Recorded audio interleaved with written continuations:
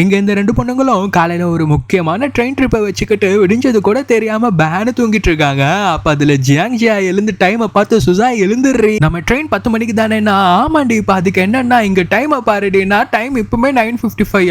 அஜ்ஜோ சரிவா உடனே கிளம்பலாம்னு சுசா எழுந்தா. இது 5 நிமிஷத்துல ரெடி ஆகி போயிடுவேன், நீ பேசாம பஸ்ல போயிடலாம் அப்படின்னு சொல்ல, சரி ஓகே அப்ப திரும்பி வா தூங்கலாம்னு திரும்பி தூங்கிடுறாங்க. அப்புறம் கொஞ்ச நேரம் கழிச்சு ரெடி ஆகி பஸ்ல வரும்போது ஷாங்லூராங் டெக்ஸ்ட் பண்றாங்க, நான் தூங்கிட்டேன் ஷாங்லூராங், மொபைல்ல சைலண்ட்ல போட்டேன், அதான் உன் காலே எடுக்கலன்ட்டு. அவனும் சரி பரவாயில்ல பாத்துவான்னு சொல்ல சுசாயோ பஸ்ல அழுதுட்டே வராங்க. கட் பண்ணா இங்க ஷாங்லூராங் நைட்டு எங்கேயோ கிளம்ப ஆரம்பிக்கிறான். குரானோ எங்க மச்சான் கிளம்புறான்னா, சுசாய பிக்கப் பண்ண பஸ் ஸ்டாப் போறான்டான்னு சொல்ல, அட ஆமா இல்ல ஜியாங் ஜியாவும் சுசாயோட தானே வரான்ட்டு அவன் ஆர்வமா கிளம்ப ஆரம்பிக்கிறான். ஷாங்லூராங்கோ சரி இல்லையேன்னு பாத்துட்டு இருக்க, மச்சான் நீ தனியா போறல அதான் உனக்கு கம்பெனி கொடுக்கலான்டான்ட்டு சொல்லி பஸ் ஸ்டாண்ட்ல வந்து வெயிட் பண்ணிட்டு இருக்காங்க. அப்ப சுசாயும் ஜியாங் ஜியாவும் பஸ்ல இருந்து இறங்கி ரொம்ப டயர்டா வந்துட்டு இருக்கும் போது அங்க ஷாங்லூராங்கும் குரானோ வெயிட் பண்ணிட்டு இருக்கிறத பார்த்து செம சர்ப்ரைஸ்.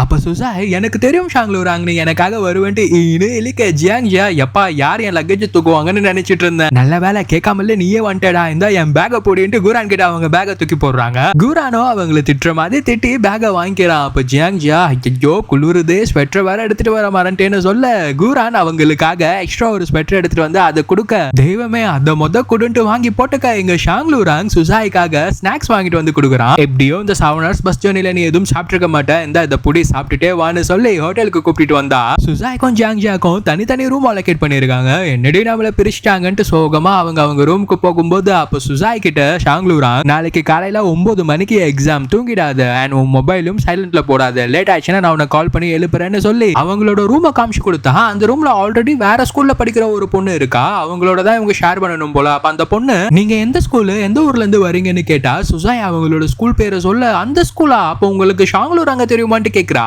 சுசாய்க்கோ மனசெல்லாம் படபடன்னு அடிக்குது, யாரா இருக்கும் இந்த பொண்ணு, நம்ம ஷாங்லூராங்க எல்லாம் தெரிஞ்சிருக்கேன்ட்டு யோசிச்சுட்டு இருக்காங்க. இந்த பொண்ணு யாரா இருக்கும்ட்டு நெக்ஸ்ட் பார்ட்ல பாப்போம் கைஸ். இன்னும் சப்ஸ்கிரைப் பண்ணாம பார்த்துட்டு இருக்கவங்க சப்ஸ்கிரைப் பண்ணிக்கங்க, ஆல்ரெடி சப்ஸ்கிரைப் பண்ணிருக்கவங்க உங்களோட ஃப்ரெண்ட்ஸுங்க எல்லாருக்கும் ஷேர் பண்ணி விடுங்க கைஸ்.